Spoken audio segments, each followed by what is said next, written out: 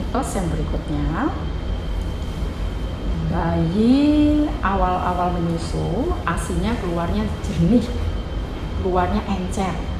Ada mitos yang mengatakan bahwa ASI yang encer itu tidak bergizi, jadi nggak perlu diberikan bayi.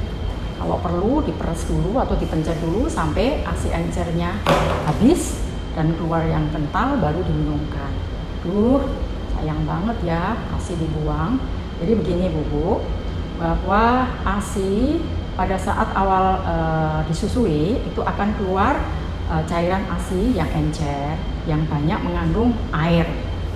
Itu memang Tuhan ciptakan untuk memenuhi rasa haus, rasa dahaga bayi.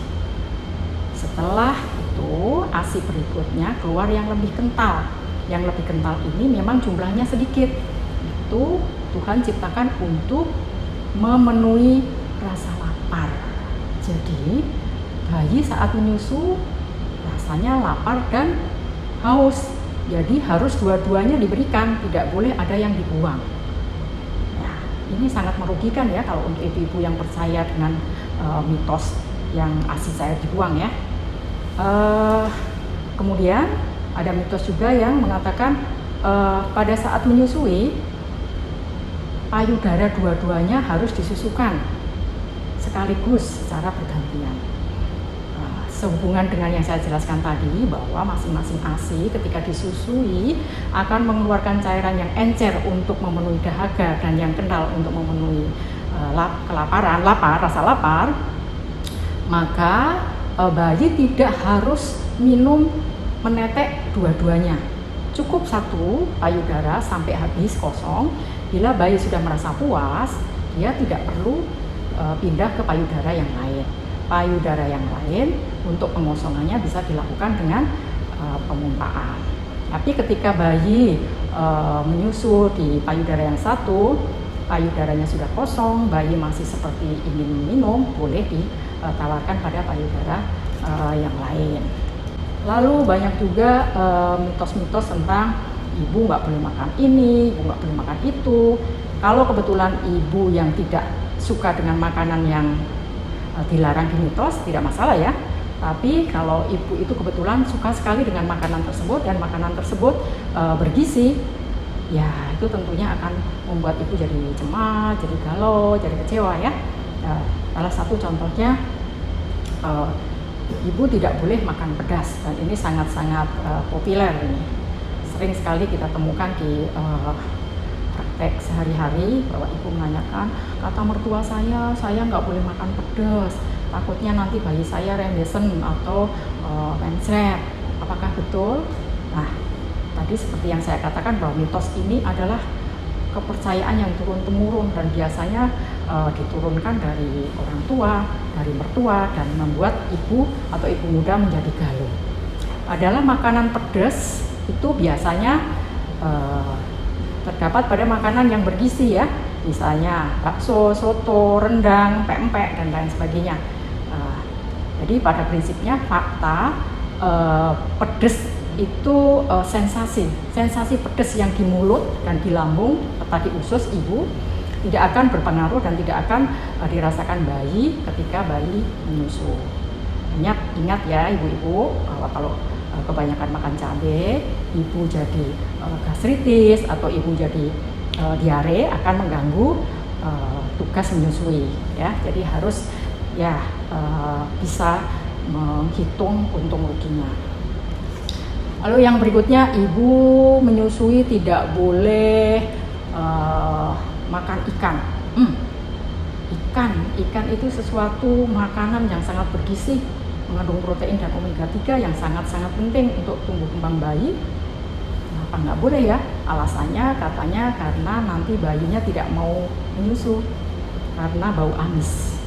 Ya seperti tadi yang sensasi pedas pada cabai, amis pada ikan yang dimakan ibu juga tidak akan keluar atau dirasakan bayi ketika bayi menyusui.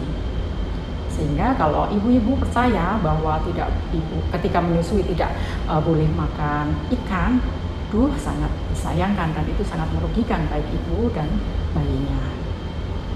Lalu mitos yang mengatakan bahwa ibu menyusui tidak boleh makan durian. Ya, untuk orang yang tidak suka durian ya nggak masalah. Tapi untuk ibu-ibu yang hobinya makan durian menjadi masalah dan menjadi kecewa ya. Tetapi faktanya boleh. Hanya memang aroma durian itu untuk bayi yang sensitif bisa menyebabkan mual. Oleh karenanya kalau habis makan durian,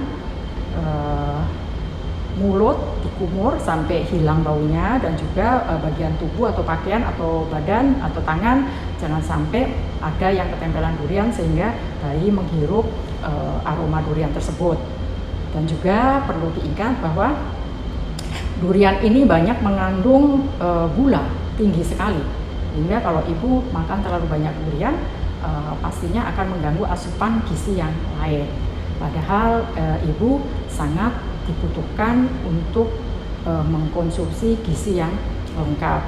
Ada mitos yang mengatakan ibu tidak boleh makan santan, karena santan bisa makan santan artinya makanan dengan bahan yang mengandung santan. Itu juga makanan bergizi ya, misalnya kayak rendang, lodeh, dan lain sebagainya. Itu juga sama tadi bahwa santan mengandung kolesterol tinggi, minyak, tapi tidak akan mempengaruhi pada ASI ketika bayi menetes.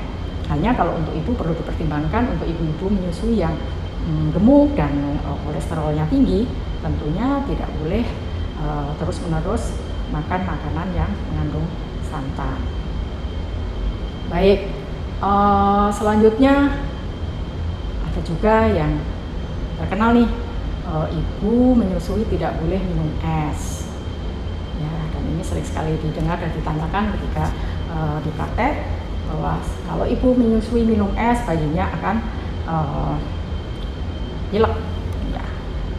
Padahal es yang diminum itu masuk mulut, masuk lambung, suhunya udah sama dengan suhu tubuh, apalagi kalau sampai ke ASI. Jadi kalau kebanyakan es, mungkin yang pilek ibunya. Oleh karena itu, sesuatu yang berlebihan pasti tidak baik untuk ibunya. Otomatis kalau ibunya ada masalah, bayinya jadi terkena dampaknya karena proses menyusui akan terganggu. Jadi pada prinsipnya boleh minum es, tapi dalam jumlah yang terbatas.